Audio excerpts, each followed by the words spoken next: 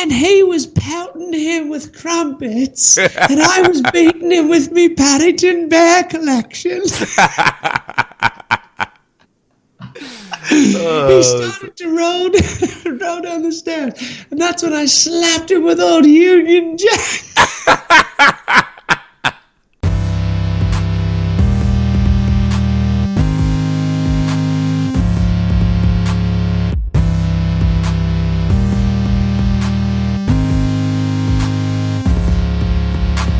Hello, everybody, and welcome back to the Tether Radio Podcast, the only podcast keeping you from spiraling out into the infinite abyss.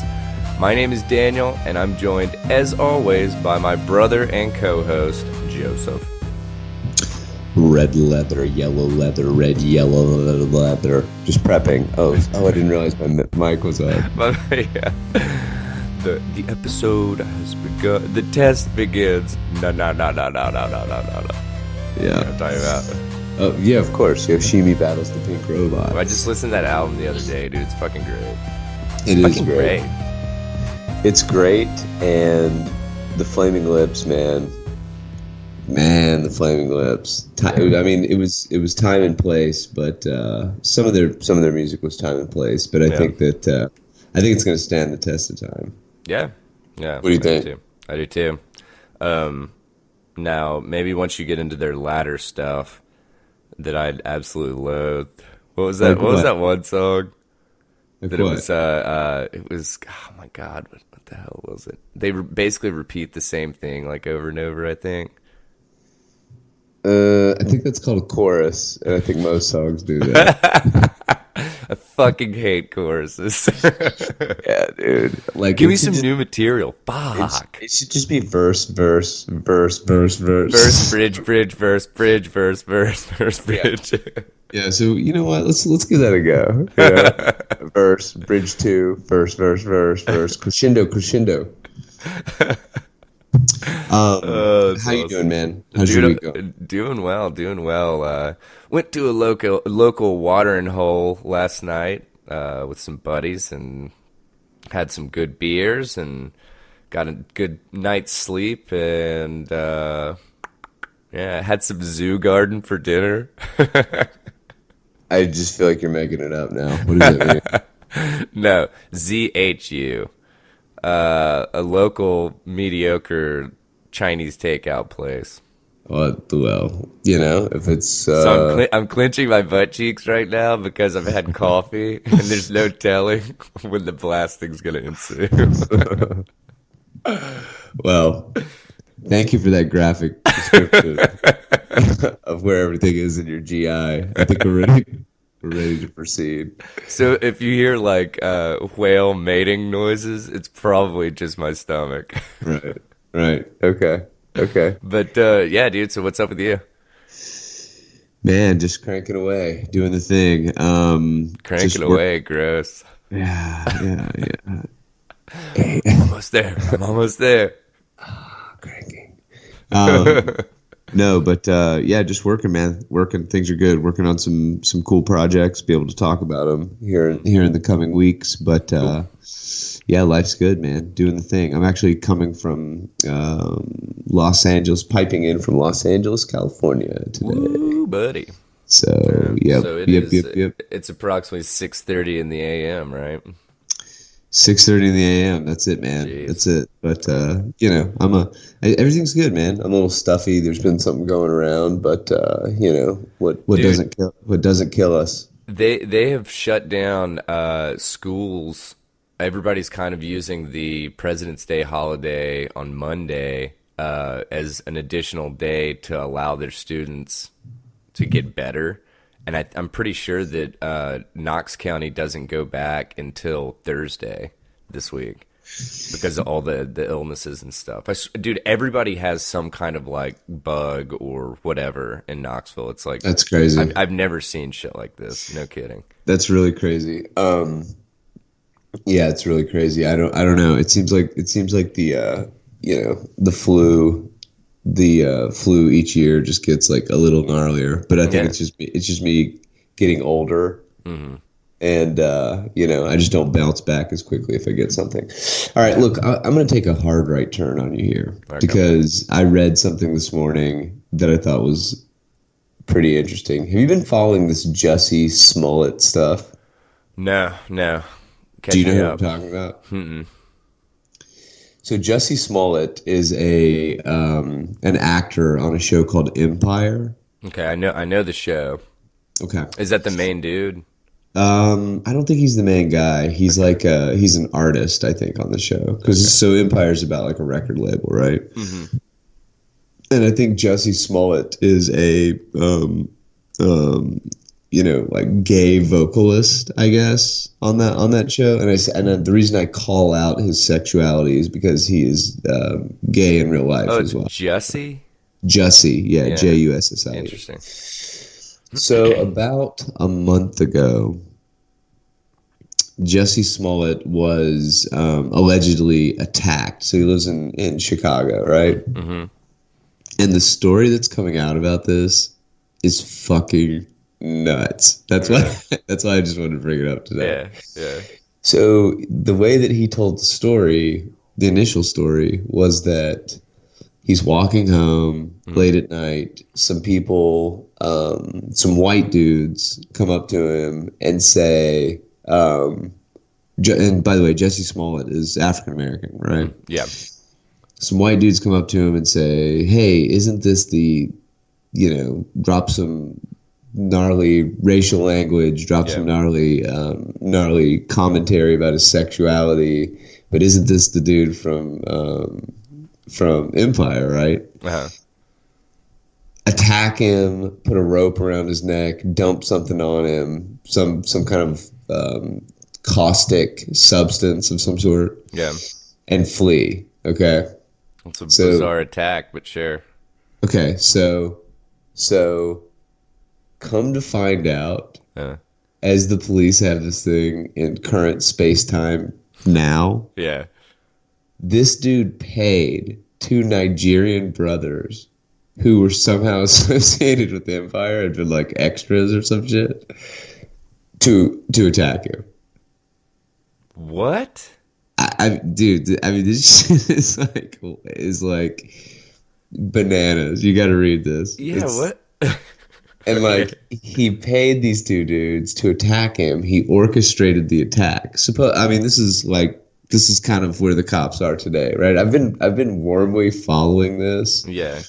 Simply because Chicago is an extremely liberal city. Yeah. Right? Yeah. And the area I was in Chicago for a panel discussion on tech. Mm-hmm. Over the summer. And so I was in this area where they said he was attacked. Mm-hmm. And it's like, dude, Chicago's a liberal city, and then this area is like hyper liberal. So, and by the way, he also said that these people were screaming MAGA. MAGA, this is MAGA country, as they ran down the street. And so his neighbors, people were interviewing his neighbors and was just like, okay, but like that really doesn't sound like this neighbor. Yeah. And anyway, it's just details are emerging. I'm not gonna say that this is the final the final reports in, but this thing has taken some serious twists and turns, And of course, everybody hopped on this to begin with, and was just like, "See, this is the problem. This is the problem with society." Was Kathy Griffin asking for the two people to get doxxed?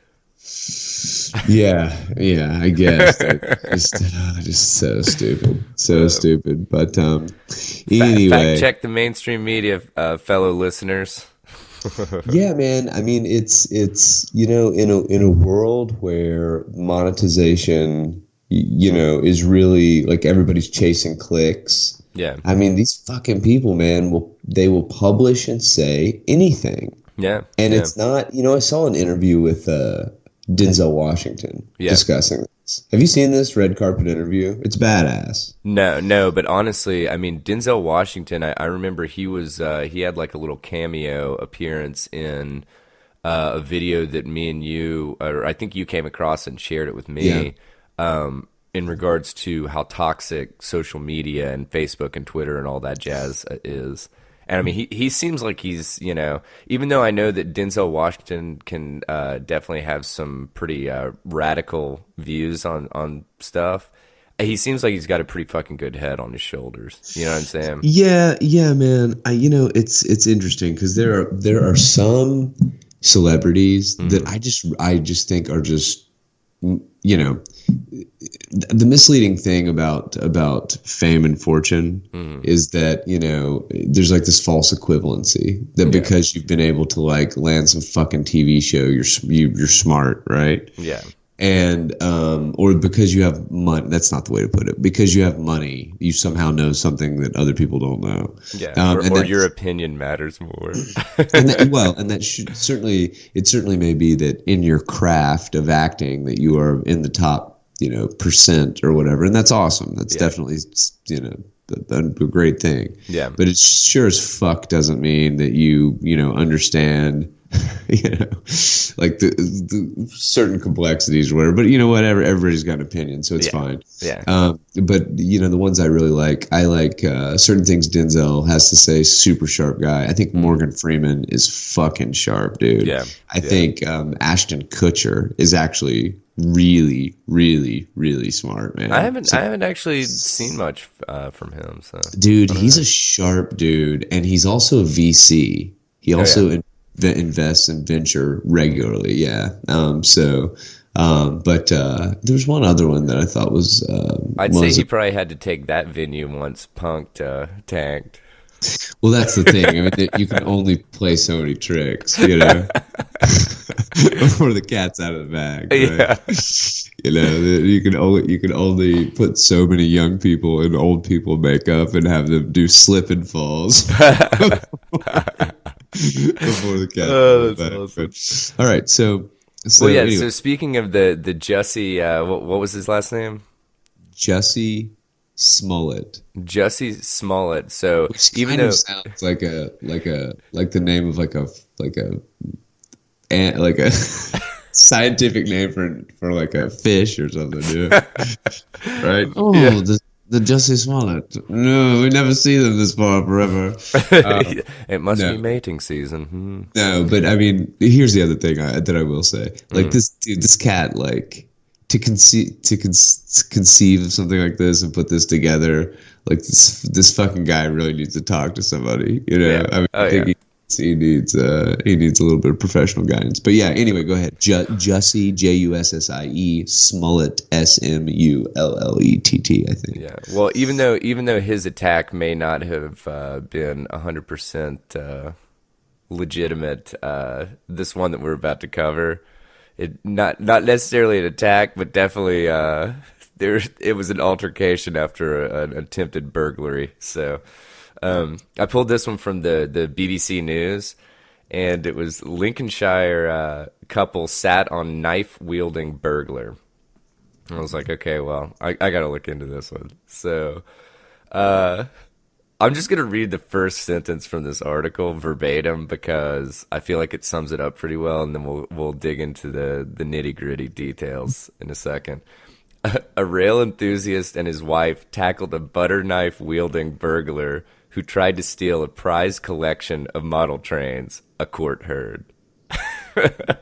So let's go ahead and deconstruct. Yeah. No kidding. This dude, John and Susan Headington, they live in like Lincoln.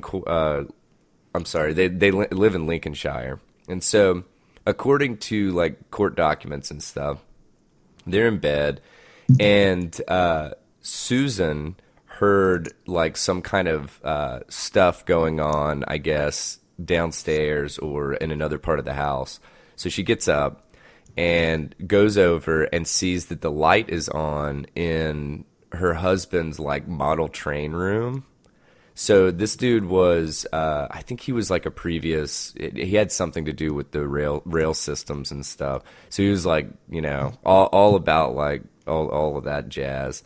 Well, so she goes over and I love that they happen to say that the dude John has had 2 hip replacements, and I'm like, I'm not really sure what the relevance of that is. Well, I mean, yeah, these are like old people. Yeah, for sure. well, he's 87 and she was 50. I'm sorry, 85 and she's 57. So apparently, Whoa, John. yeah, I know, right? Robbing that cradle, John. Get it? Jeez. But yeah, so let's see. So they saw, let's see, she saw a light on in an upstairs room where her husband kept his model railway collection and decided to ring the police. And I love how this is written because it's like super British, ring the police. But anyway, so Mr. Headington gets Barnes, who is the burglar, in a bear hug as he emerged from the room carrying some of his most valuable model trades. So their lawyer, the Headington's lawyer, was quoted as saying, Barnes barged past Mr. Headington, who fell backwards against the landing wall. As Barnes continued down the stairs, he ripped the phone from Mrs. Headington, but then fell down and rolled on the floor. Mrs. Headington sat on Barnes and was joined by her husband. So they literally sat on this fool that was wielding a butter knife until the police showed up. So two observations here, right? Yeah. Number one, like sitting on the burglar seems like like such a British thing, you know. Right, dude, and I don't Mr. know and why. Mrs. Headington. Yeah, It's and like, dude, everything about this screams UK. Right. That's exactly right.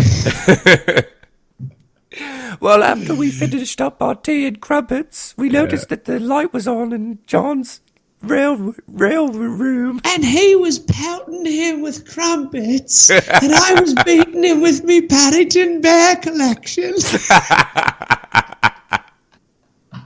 He started to roll down the stairs, and that's when I slapped him with old Union Jack.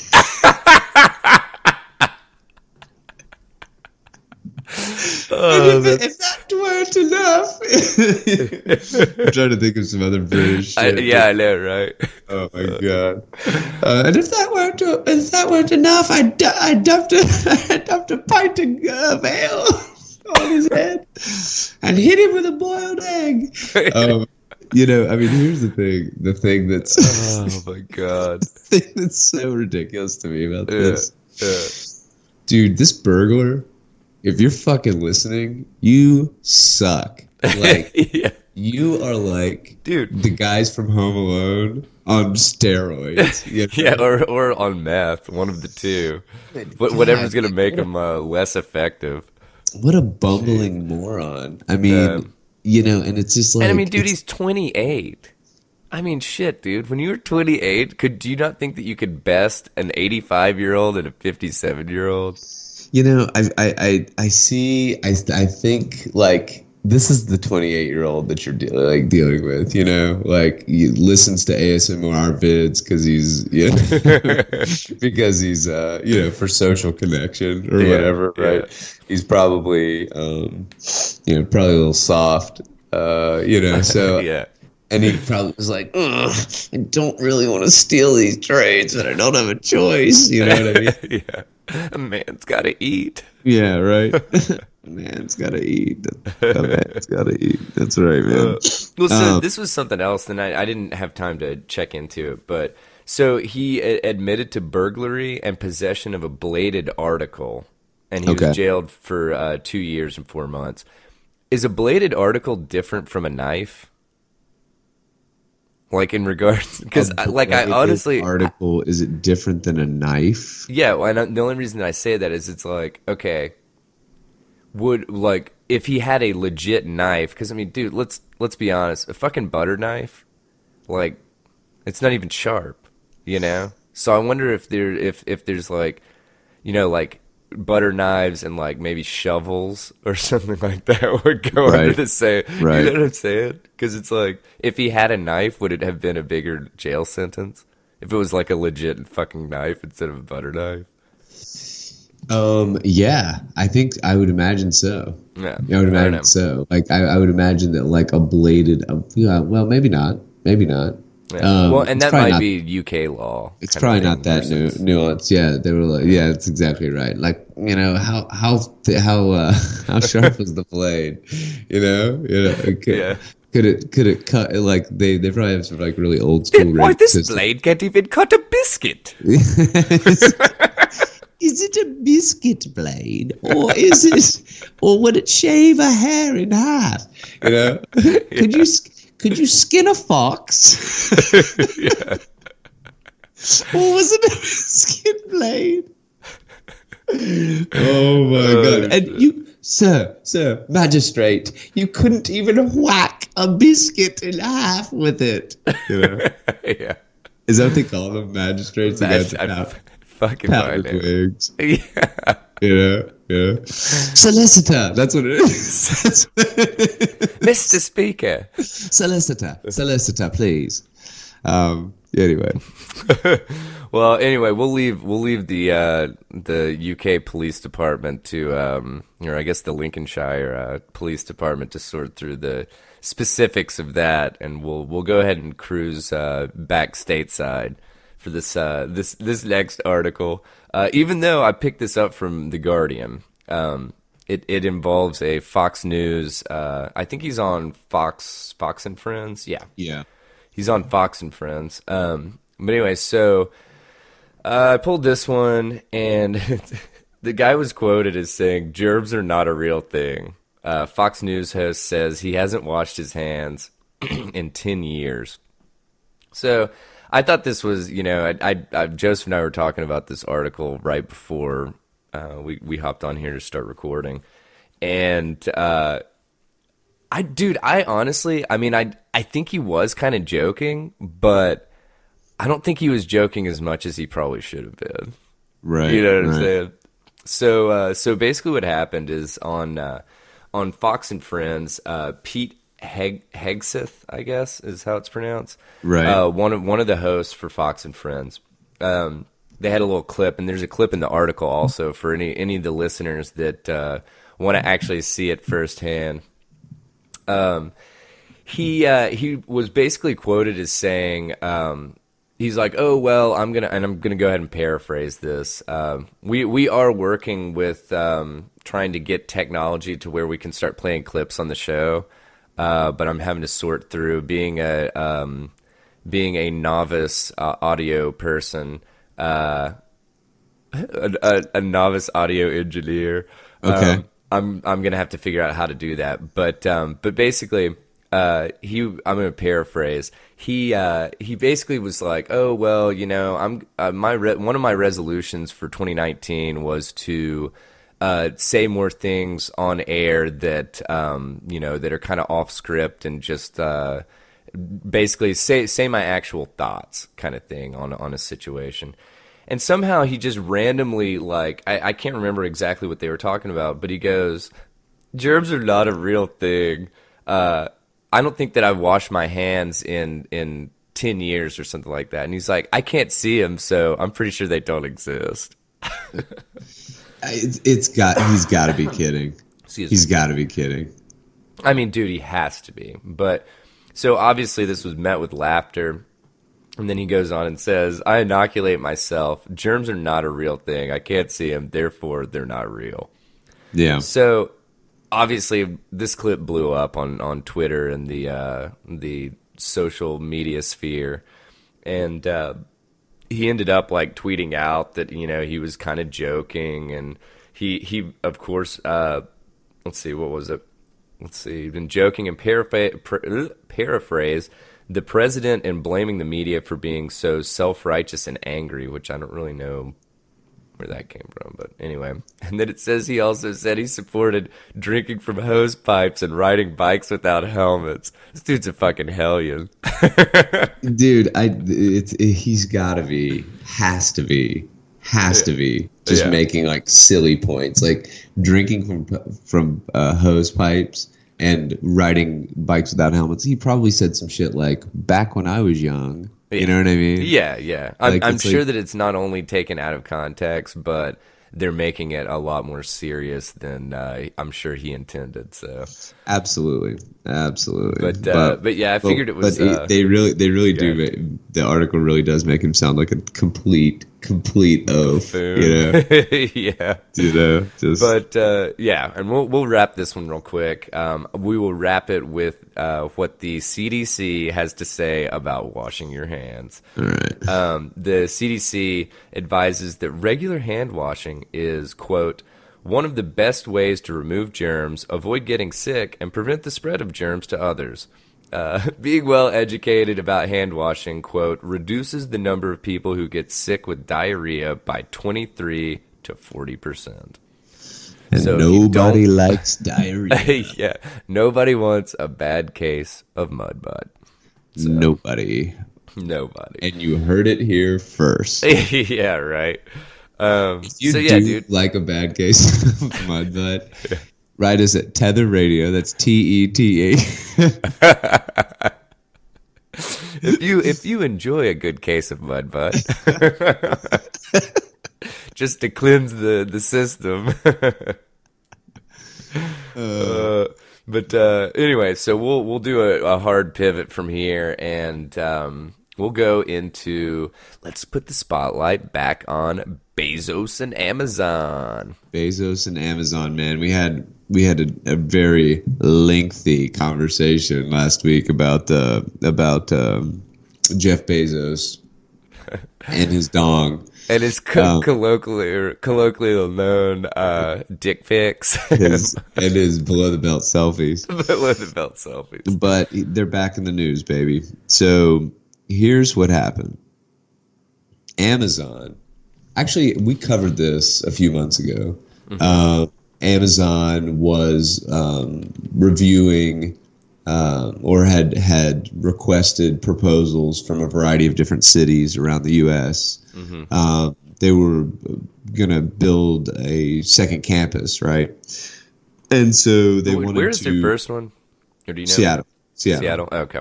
Yeah. And so what they wanted to do was review RFPs, requests for proposals from a variety of different cities, and they were going to select one and then put their second campus there. Mm-hmm. And so a bunch of cities were in the running, Atlanta, Nashville, New York. There may have been, something that was kind of more in the Midwest, like Minneapolis or something like that. But they ended up selecting two, Nashville and New York, right? Okay. And then immediately they started getting pushback in New York, right? Yeah. So they were going to put this in Queens. They were going to put their headquarters in Queens. Okay. 25,000 jobs. Okay. Yeah. The fucking average salary. I mean, who knows how this would have panned out? Yeah. The average salary, $150,000. Average salary. Okay. Fucking A, man. Okay. And so people started protesting Amazon. Yeah. Coming to, and like the thing that is well, let me get through this, and then I'll explain why this is just such an amazing. We're in an amazing place right now in American history, right? Or in the history of just the way that people understand corporations. So 25,000 jobs, average of $150,000. Now, of course, I'm sure there are people that are making $5 million. I'm sure there are people making that are $47 an hour or $27 an hour or whatever. But the point is, 25,000 jobs is a lot, right? Yeah, yeah. So AOC hops on this bandwagon and is kind of banging the drum and talking about how it's a raw deal for New York and whatever. And admittedly, the extreme nuances of this deal, I'm not aware of all of them, Yeah. But some high points here were that, they were AOC along with some other politicians were just talking about how it's a raw deal for New York. New York's, giving these crazy tax breaks or whatever. come to find out, a lot of these tax breaks are actually already existed in the books, right? Yeah, It's just that New York went above and beyond to make sure that Amazon would get them, right? Because some of these you've got to claim or whatever. Well, I mean, and that's so, kind of the whole concept. But having like cities compete to for you to put your headquarters there, right? That's right. And I was going to try to. I had these numbers pulled up. Yeah. And I wanted to read them back, but basically it was something along the lines of, Amazon would inject over the next, I want to say it was like 5 or 10 years, a relatively short amount of time. Yeah. About $27 billion into the economy. Okay. Jeez, yeah. And into the New York City economy.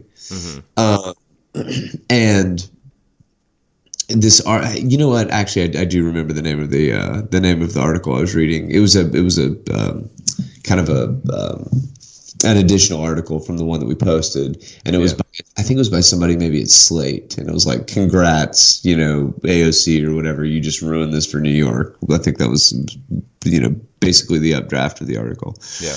And so it just gets into just how crazy a group like Amazon making a commitment like that is. I mean, sure, New York's going to give a little to get a little. Yeah. And sure, without a doubt, groups like Amazon are in the business of getting as much as they can from local governments, right? Yeah. But I think that it is just a imbalanced perspective to come at this and think that this is like a zero-sum thing where it's like, no, we want Amazon out. We want to, maintain the integrity of Queens, fucking New York. Like, are you kidding me? Well, it just seems like supremely short-sighted. It's supremely short-sighted. And it also completely pushes to the side the way that the way that governments actually they don't generate shit, right? Yeah, but the way that they actually produce services. Yeah. Like people, I mean, it is mind-boggling that people don't fucking understand that sales tax, right? Yeah.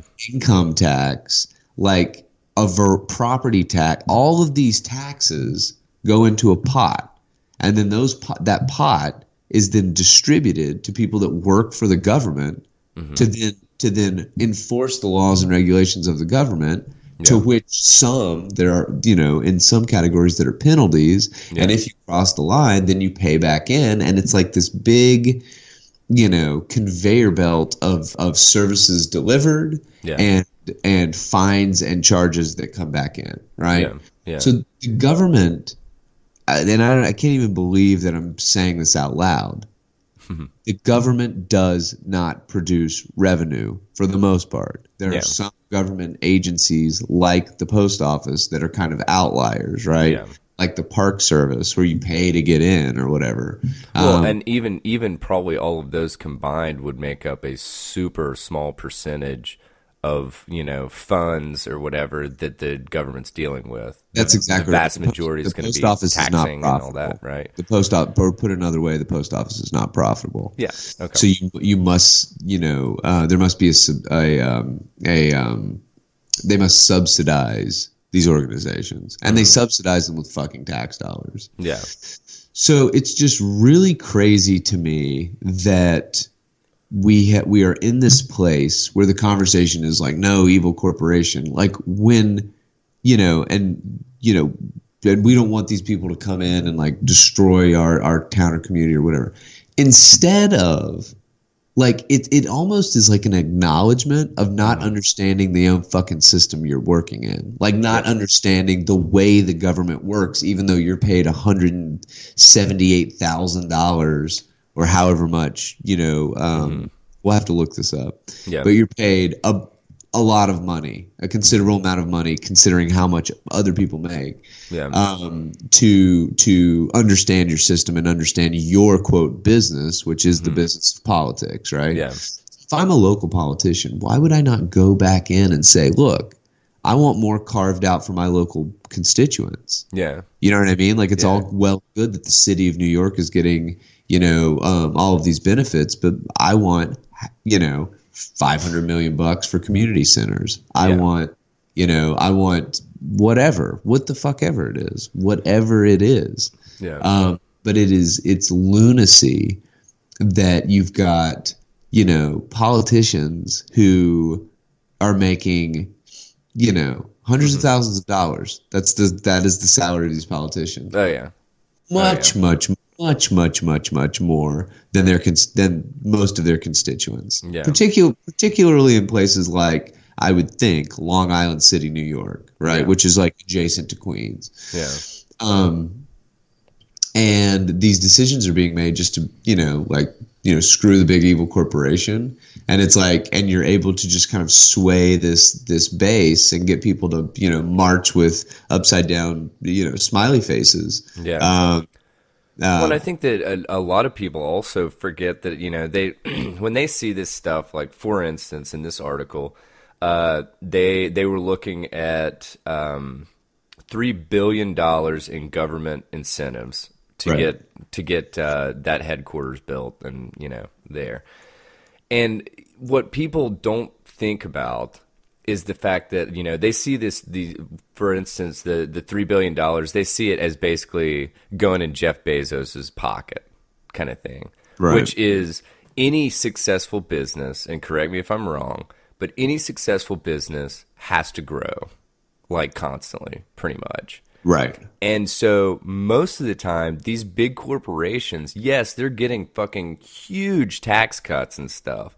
But what they're also doing is they're growing their fucking business. And normally, they're going to put a lot of that back into the business to create more jobs and grow the business kind of thing, which is very helpful or I would see that as very helpful for like the constituents and stuff, of that area, because it's creating new jobs. Now, granted, they're getting huge tax cuts and stuff, but it's kind of like, okay, well, if they're not receiving those tax cuts, then those jobs aren't being created.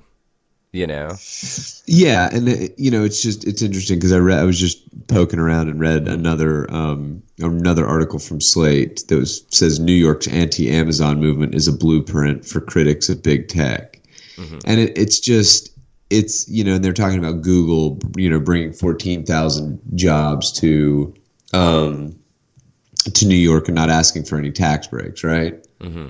But like I think this is the thing that's so frustrating, being, an adult who is, I'll be like bona fide mid-career in, 6-7 years, right? Yeah.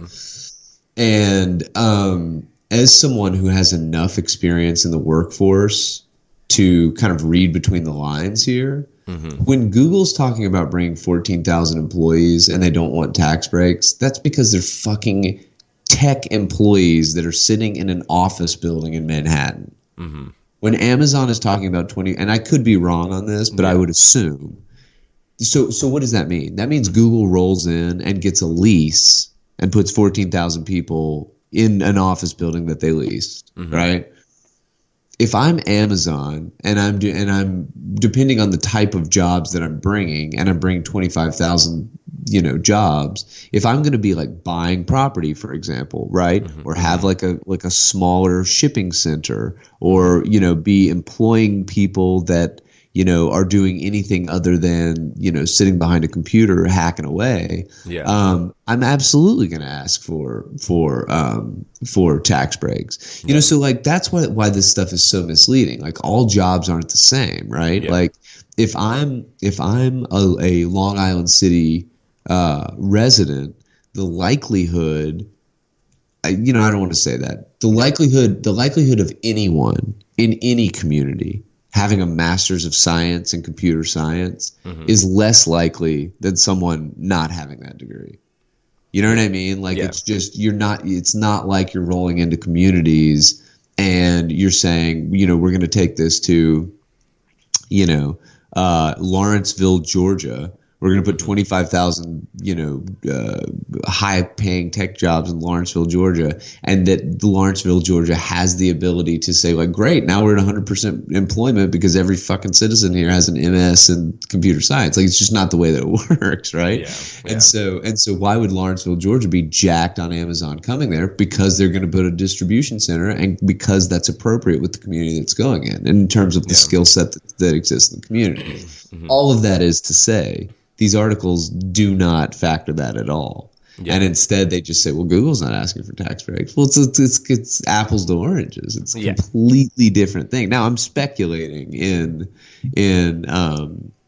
what I'm saying, because I don't know that, but I highly, highly doubt. Well, we do know that Google is not an e-commerce business, and Amazon is. So it's just, it's really interesting, and I think I'll wrap with this and then let you kind of close us out. But I think that the thing that just as people who should be thinking about this kind of stuff and need to as participants in society, you just really have to take the time to kind of read something and not take it at face value, just step back and think about it for a second, because we are in the age of just complete misinformation, and total reflex reactions. That's exactly right. That's exactly right. And so we get so far away from the initial reaction or the initial interaction that then we don't even know what the fuck we're talking about, 5 minutes down the line here, So it's just important you read something and you're like, just take a second to step back and, readdress it. But anyway, so Amazon's pulling out. We'll see where they go. Yeah, so while Amazon has decided not to build their new headquarters in New York, they have still decided to acquire the mesh Wi-Fi manufacturer Eero, and I believe that's how it's pronounced, which it could be rather unsettling to a lot of people due to the fact that, Amazon, we all know that Amazon's tracking all of our data when we use, any of their if you buy anything off their website, you go to Whole Foods, you use an Amazon, not sponsored, but what would it be when it's like an Amazon credit card? It's just basically like a Chase, Amazon branded credit card. Yeah, thank you. I pulled this article from Gizmodo, and it's why an Amazon router freaks me out. So Eero is getting some pretty hardcore buzz in the mesh Wi-Fi realm. Are you familiar with like mesh Wi-Fi systems? I think I am, but let's go ahead and recap it here. Yeah, so basically what happens is you have your router, and then that's your actual like gateway to the internet kind of thing. And then you'll have nodes that you can place strategically around your house, and it's almost like it's almost like a relay system that creates this mesh Wi-Fi to cover, and it's supposed to be better coverage and faster, like basically internet speeds over wireless internet. So put another way, each node is not directly connected to the internet. Each node is just connected to itself, which then or connected to another node. It's a relay. They're constantly bouncing signals off of each other to create a mesh system kind of thing. So this manufacturer Eero has gotten like some pretty big buzz, and it's been pretty awesome because they're a little bit pricier, but they're supposed to be fantastic mesh Wi-Fi systems. So I wanted to look into this because obviously Amazon doesn't have like anything in regards to networking or home networking especially. And so by them acquiring this company, it seems to me that it's basically another almost like data grab kind of thing. Because I started looking into the Eero, I guess what is it called? Basically their privacy privacy agreement with their customers and stuff. And so their main thing was their privacy promise is falls under basically three lines. We will be clear about the different types of information we collect and how we use them. We will ask your permission before sharing your personal information with third parties for purposes other than that, or than at your request, or to provide the services. And then we will use best-in-class data security tools to keep your data safe and protect the Eero devices from unauthorized access. Right. So, okay.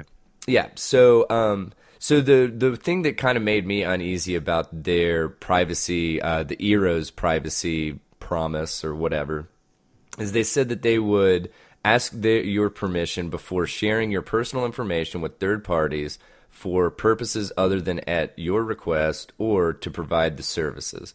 So, in my eyes, that means that they're already capturing that data. It's course. just whether or not, Of yeah, course. it's just whether or not they're releasing it to anyone. Of course, everybody's in the data game, man. Yeah, yeah. And so Amazon, I mean, Amazon already has, I mean, they've got their Echoes, whatever, the Echo speaker and the Dot, whatever, the Dot smart thing that plugs up to a speaker. And then they've got a Chase-backed credit card. They've acquired Whole Foods at this point. So, I mean, there is a lot of data that's coming into that's going to Amazon if you use this stuff. I mean, they know what you eat. They know what you watch. They know if you have a Fire Stick. They know what you're like streaming on TV kind of thing. And then adding this in, which they do say that Eero, they're basically going to be hands off with Eero's how they're functioning at this point. I don't see that will actually remain that way for a long time. Okay. Because they say that they don't track customers' internet activity, and this policy will not change with the acquisition. Okay. So, man, I don't know. I think that it's one of these. I think that it's a situation that it's. Excuse me. I think that really the word that comes to mind is incrementalism kind of thing. That it's like, okay, Yeah. right now we're just going to track whatever. We're going to have your data, but we're not going to give it to anybody. We're just going to keep it, And it's like, oh yeah, and then we hear about some kind of fucking security breach in, whatever AWS services or I guess that's redundant. AWS, that it's a lot of people have gotten whatever kind of personal data from that it's like, and I think that we're gonna find out pretty shortly that that they are tracking this shit. Of And course. it's one of those things that, like we always talk about, the cost of doing business kind of thing. And it's going to be like, oh, well, damn, we're really sorry that we went back on our word and we did sell your data. So we're going to go ahead and pay a, $10 million fine, but sell your data for $5 billion. Sure. Sure. So, is this imminent? No, it's not. I'm kind of just, I don't know. I feel like the older that I get, the more that I like to wear my tinfoil hat. So Right. but it's just, man, these guys are literally cornering the business of data. Because I mean, they are literally pulling data from every aspect of a person's life, and so it's just going to be it's going to be interesting to see like how they move forward, if these policies do or don't actually change, or if they're, I don't know. It's just going to be because, for instance, the guy that wrote this article, he was talking about how, you know, Amazon acquired Whole Foods, and within like weeks of that acquisition, Amazon Echoes and Dots showed up in the fucking produce aisle at Whole Foods as Farm Fresh, you know, Farm Fresh Right. Dots and Farm Right. Fresh Echoes. Right. Right. So I mean, obviously they're like, hey, you know, and there was a big price slash on them also. Right. And so what I think, I completely agree with this dude in the article. Keep your eye out if you are looking for an Eero wireless mesh system or whatever, or mesh wireless network. Look on Prime Day, dude, because they're going to slash the shit out of the price of those because they want them in as many homes as they possibly can have them. Yeah. And I think that that's going to speak volumes because they wouldn't want them in all the homes if they're not going to be valuable to Amazon in regards to the data that they're collecting. Right. Right. So, I don't know, man. I think it's going to be... I don't think that it's a cause for alarm, but I think that it's cause for concern, I guess, because, man, you know, you let these tech companies start not controlling, but start monitoring this many aspects of your life, and it just, I don't know, man, it makes me uneasy. It seems to be putting entirely too much power in the hands of one company. We're already there. Yeah, and I mean, shit, dude. I think that we've been there with, you know, basically Google and Apple and, you know, all these guys. They're basically just fighting over your data and trying to figure out more ways to get, you know, a more clear of who their customer, or a more clear picture of who their customers are and everything. Right. So, and then sell it to advertisers or whatever, you know, and go from there. But Yeah. I think that I think it would definitely, at this point, it would definitely make me think twice about getting an Eero, in whatever one of their mesh Wi-Fi systems. So Right. I think I might end up going with someone else. So which sucks because apparently they're like phenomenal it's phenomenal hardware to put in your house. So. But I think that it's going to be tough to get away from this. yeah, I mean, generally, like, I think that, you know, it's Eero today, right? But it's every other company tomorrow. yeah. I mean, I think the understanding of the power, you know, of being so deeply embedded in people's lives, like the cat's out of the bag. Yeah. You know, I mean, it's like, sure, it's convenient for you to see who comes up to your door, right? With you know, Ring or whatever these new, you know, doorbells are that snap people's photos, right? But it also shows people exactly who's coming in and out of your house, and those people have profiles as well. Yeah. So it just starts to build this like this you know, connective web of who you are and who you hang out with. Yeah. And, you know, that's it, man. These companies want to sell you something. So well, and they're shortening the gap in between the information you're generating or the data that you're generating. Yeah. So that it's like, okay, you know, it used to be, we'll say, whatever, you hop in your car and they've got, you know, the GPS is in your car so they know where you drove, and then there's a blackout period kind of thing, and then you pop back up once, you know, you check in on social media at Starbucks or some shit like that, you know. And now it's just it's becoming a more continuous flow of data kind of thing. You know? Right. But I don't know. It'll be interesting to see how they end up treating Eero and if people actually, if people start like adopting these systems and stuff as heavily as I think that they will. So they absolutely will. Mesh networks are the future, right? Yeah. And the home is a great place to start using them. It's kind of amazing to me that Wi-Fi is still so jacked in your house, where you can like go, you know, go quote downstairs and it doesn't work. You know? Oh no, dude, I know. It's I mean, which I guess they have come out with better like whatever technologies and shit. Yeah. But no, I completely agree. It's I don't understand how we haven't progressed a little bit quicker than where we're at. So Yeah. So we'll see here. Okay, so next up on the docket, right? Yeah.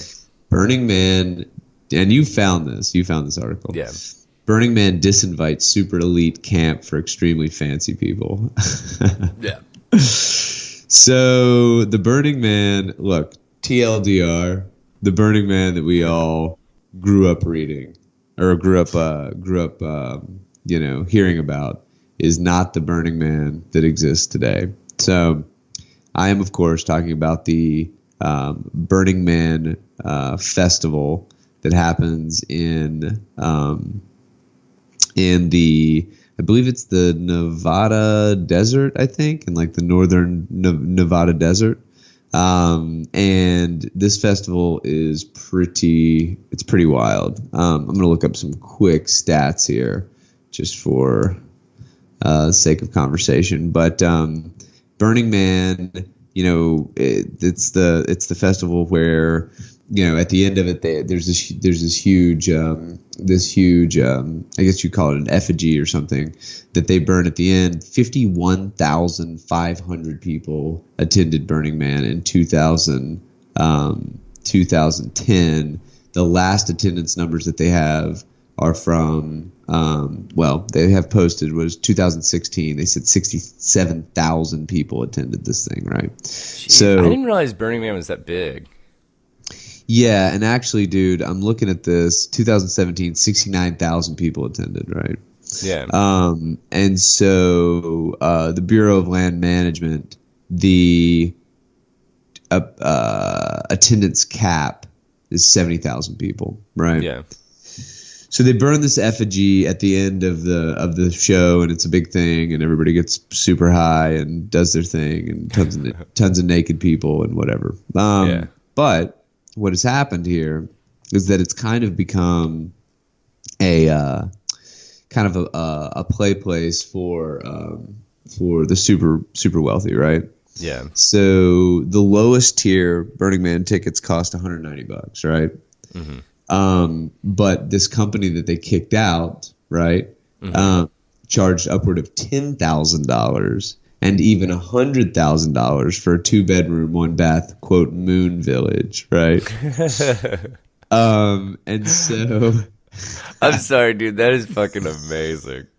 it is, and I'll be able to, Daniel, the project that I'm working on at Current, and I'll be able to give some more details about this in the coming weeks. But there's a project that I'm working on that is kind of in a similar space and of some similar ilk. And, some of these private cabanas that they charge for $40,000, $50,000, right? And it's just like a fucking pop-up cabana, Yeah. Kind of reminds you of Fire Festival. Well, they mentioned that a couple of times in this article, right?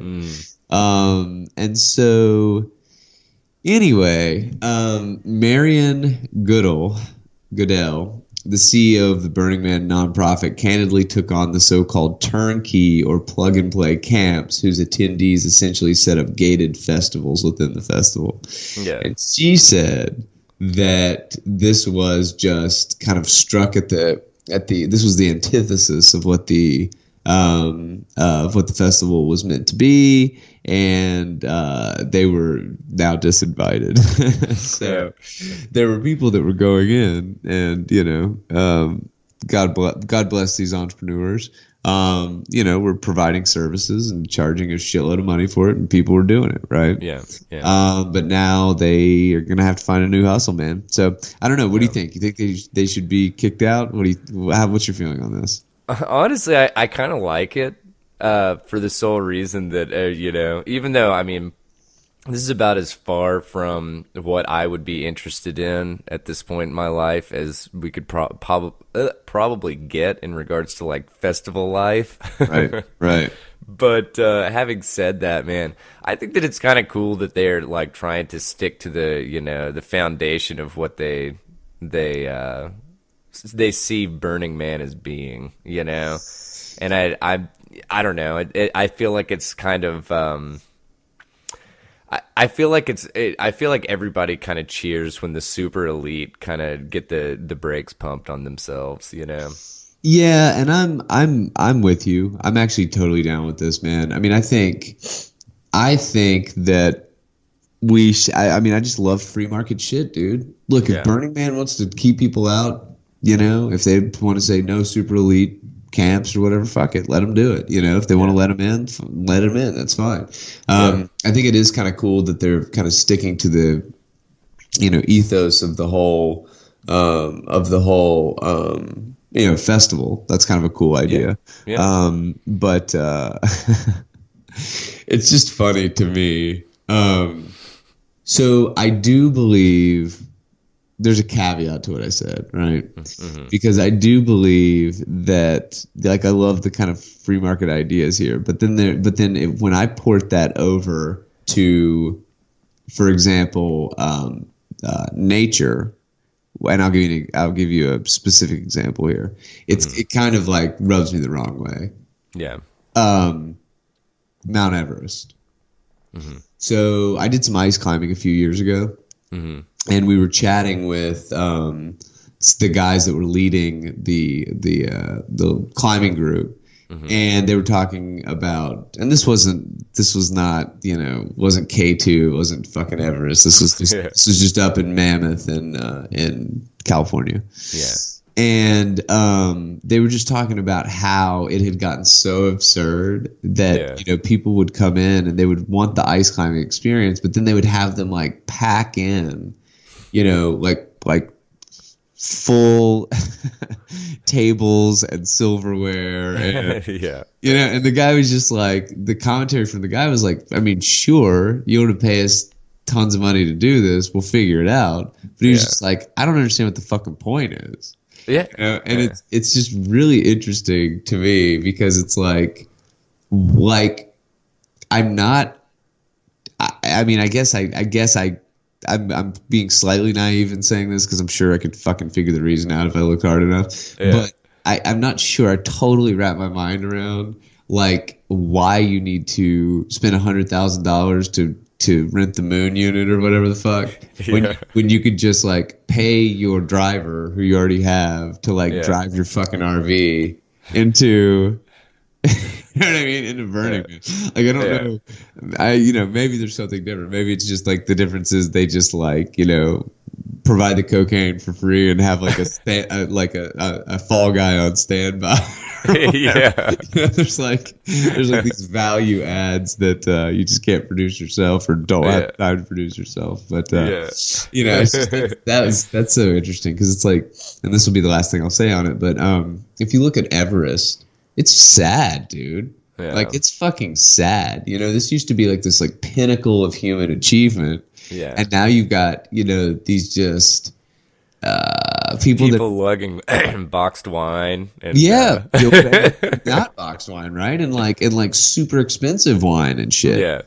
And by the way, they're not lugging it. It's the Sherpas are. It's the Sherpas. What's so fucked is that when you look at what's actually happening when people want to lug more shit up Everest, all they're doing is increasing the mortality rate of the Sherpas.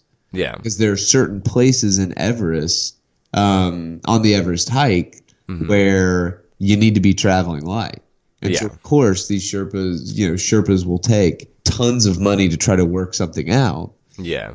But it's just, you know, it's crazy. So anyway, that's my caveat, right? Is that I think people should, you know, be able to do whatever, but well, it just goes against what it seems like the whole concept of the experience is. That's exactly right. You know, exactly right. Because it's like, you know, I would see, you know, ice climbing and stuff along those, any kind of an expedition type, you know, experience, as like kind of connecting with nature, trying to do it almost like as a minimalist, you know? Right. And so when you know, like you said, when you've got people coming in and, you know, they're like, oh, well, where are we going to put my, you know, 6-eyed camping stove that, you know, has an attachable, you know, massage chair and blah, blah, blah.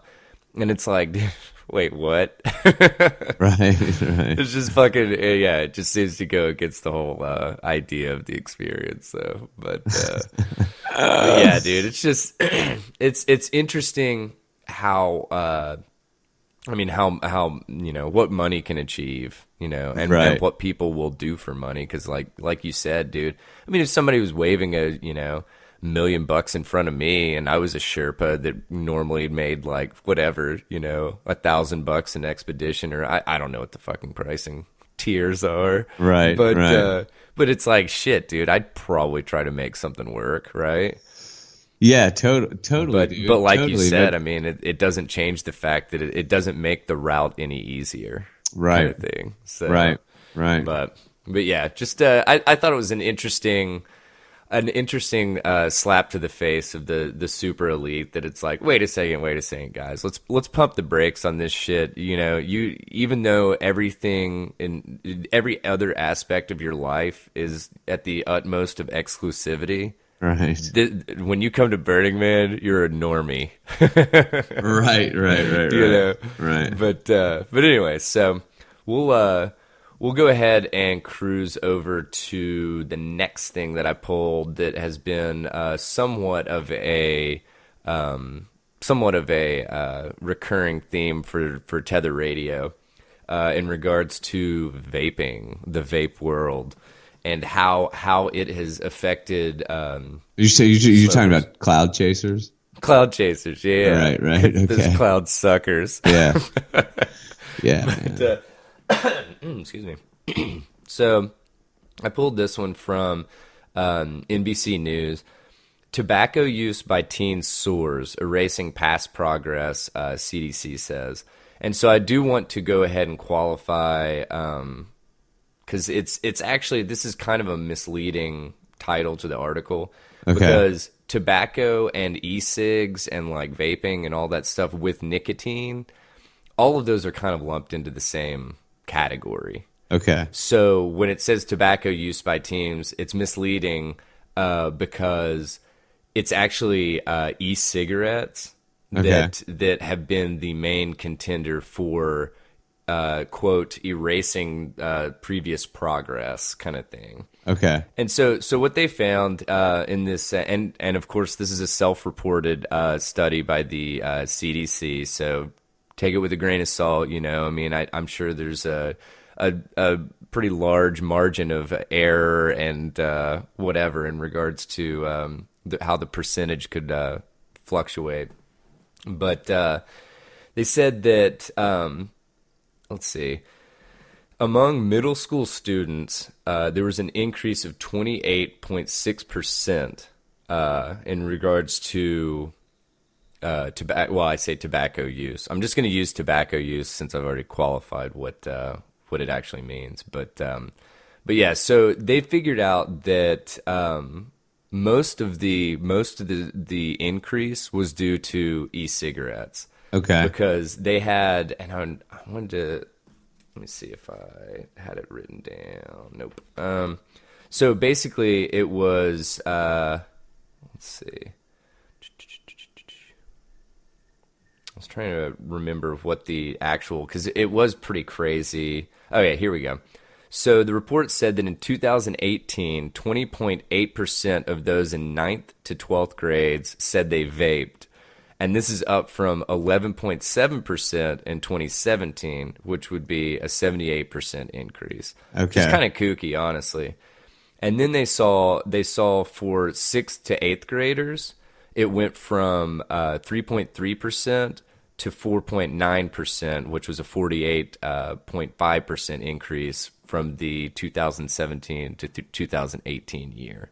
Okay. So basically, they're like, oh shit, here we've launched, we made Big Tobacco pay for all these, whatever, the Truth campaign and all that jazz. And now e-cigarettes are reigning supreme, and they're just saying that it's like, wow, this is basically erasing previous progress. Okay. I mean, I think that it's one of these things that I don't think you can have your cake and eat it too, kind of thing, because I know Juul is one of the main examples of the vaping companies because they said that it's like really concealable and it's like, you know, you can plug it into a computer, and most students these days have, you know, a laptop. Right. Probably, you know, by the time you're in, you know, late middle school, I'd say, you know, or something about that. You can charge the damn things on your laptop because it's like a little USB thing. But they basically said there was legislation that came out, and they were trying to outlaw these companies, these vaping companies, to not be able to manufacture nicotine cartridges that are like flavored. Okay. And so I don't know, but then you've got adults that are maybe legitimately trying to stop smoking. And so they're, you know, opting for that because I would think that, you know, at this point, taking into consideration, you know, the studies and stuff that have been done on vaping, I mean, at this point, you know, I would say that it is, given current evidence, it is maybe a little bit better than like smoking a cigarette or inhaling a cigar or something like that, you know? Yeah. But, yeah. But the thing is, dude, you're always gonna have that. You know, you're always gonna. I mean, okay, do we need cotton candy flavored fucking vape juice? You know, probably not. Yeah, probably not. But you know, here's what's crazy, man. If you're 20, you know, if you're over 18 and that's what you're into, cool. Yeah. You know what I mean? But, like, why not? Right? Yeah. Well, and that's the thing is like, dude, because obviously all these vape companies want to, you know, get as many people using their product as possible. How do you do that? Have a variety of fucking flavors. You know? I like that comment, though. What? Do we need cotton candy? Do we need Starburst Fusion Explosion? Like, maybe. Yeah. You know, maybe. Yeah, do we need Mountain Dew Code Red flavored vape juice? Probably not. That's exactly right. Like, But, you know, whatever. Things that are clear, like, you know, whatever, Fruit Loops or whatever. Yeah. But I think what we're going to see, though, in the futures, I think they really are going to crack down on this shit. How they're going to do that, I really don't know. But I think that they're going to definitely get some legislation going. Because, I mean, dude, it really is. It's very apparent from, you know, and I mean, obviously, I don't know. It's like I said, since it's a self-reported study. Yeah.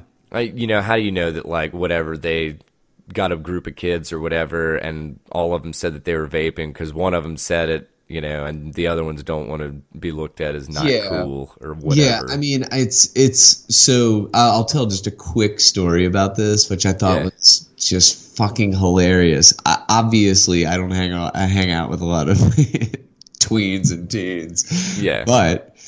And I don't have children, you know, that are in that age range. So I obviously don't have a lot of exposure to that age group. But yeah, I was at a grocery store the other day in Nashville, and Martha and I were picking up a couple of things, and the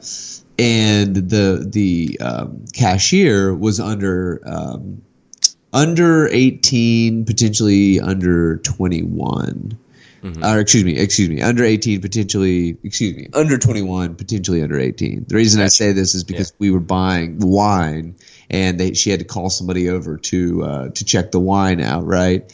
Dude, I think that's under 18. Okay. So she must have been under 18. She looked very young, right? Yeah. And she was like, you know, talking to her friend who was leaving, and was like, "Give it back." And I was sitting there, and I was like, "What?" She's like, "Give it back."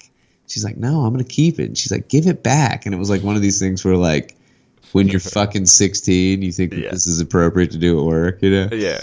And her friend's like, "All right, here," and gives her a fucking jewel with stickers all over it, right? Yeah. It was like this, like, you know. So, like, I remember being that age, right? Yeah. Like, you know, dude, I don't know that I would have purchased one, but, like, I would have been down to, like, hit that shit. Why not? Rip somebody else's. Yeah, man. So, but I mean, Yeah. there are people that have problems with addiction, and nicotine could be a thing, and that they're addicted to, and so I get it. I definitely get it. But Yeah. but I just think anyway, that I think we're gonna see some legislation pretty soon, cracking down on at least the flavor so stuff. that's the thing you know? that blows my mind about that Yeah. industry. It is largely unregulated. Oh yeah. And that to me is just, I don't know. I mean, a different conversation for a different day, but Yeah.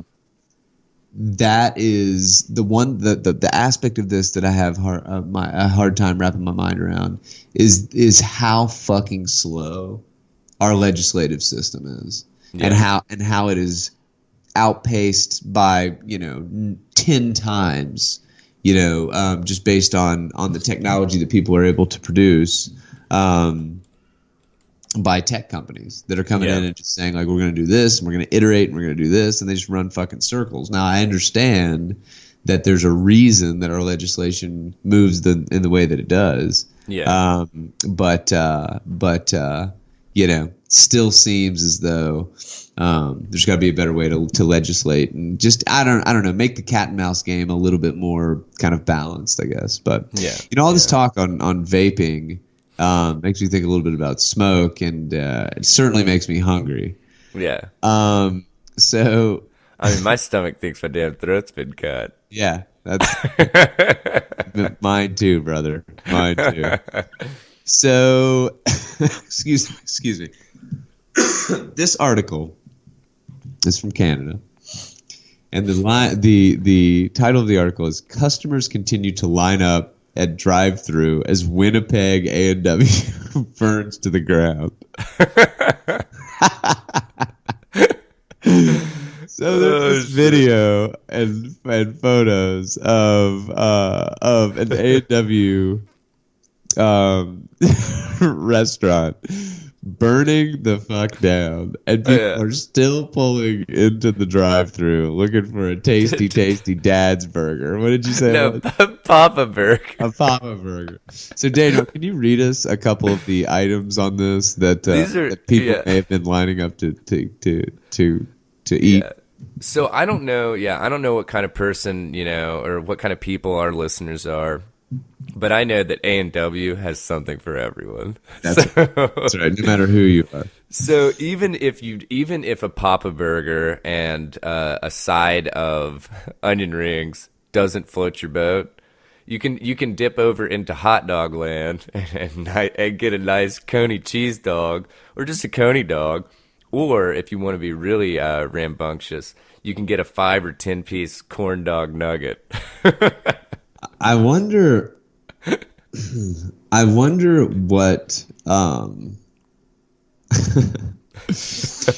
wonder how much money like I didn't fucking even know A&Ws were still around, man. I didn't either. Yeah, I didn't either. Oh, they have polar swirls for dessert too. Oh, nice. Very delicious. Very delicious. Okay, dig this shit, right? Oh my god, this is crazy. So A&W is listed on the Toronto Stock Exchange, okay? Uh-huh. I didn't know A&W was a Canadian company. Did you? I didn't either, actually, no. Yeah, well, God bless them. It's a delicious beer of root, for sure. Yeah. But, yeah, man. Let's see. Industry-leading growth, system sales of over $1 billion. Jeez, dude. Let's see. A&W Food Services of Canada is poised to delight time-crunched Canadian burger lovers with the joy of great-tasting natural food made by people they trust. Well, Sounds suspect. According to Wikipedia, it says that they're headquartered in Lexington, Kentucky. Interesting. Okay. Yeah.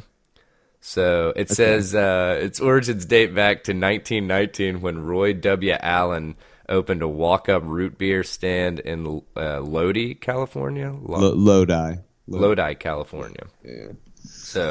Yeah. So apparently it's Wait, Roy W. Allen. Allen. What was the year of our Savior's birth? It was 1919, and it was Roy W. Allen and Frank Wright's baby. So Damn. And do you think was Roy? Is Roy dad? Is he the Papa Burger? Is Roy the Papa? Yeah, honestly, that's a good question. Hey Roy, That's how you doing, Papa? Yeah. Just slapping a couple birds on the grill. You crazy, Yeah. Roy. Well, so the other thing is, I wonder if the restaurants were around, and then they started like whatever canning, bottling, whatever you'd call it, A&W root beer. They started blowing beer. Oh, that which an came industry first, the term? restaurant or the beer, man? Is that an industry term? Yeah, man. We started cooking up some burgers. Let me decide to blow some beer. Man. Okay. Wow. Here we go. A&W. Into the line. This is the end of the fucking road right here, man. All right. Well, this has been Tether Radio, man. Like we're at the end of the rope here. And I think we continue on with A&W. I just am not sure that there'd be a lot of value. Yeah. So, dear listeners, thank you so much for joining us for episode 37 of the Tether Radio podcast. I think we're on 8, aren't we?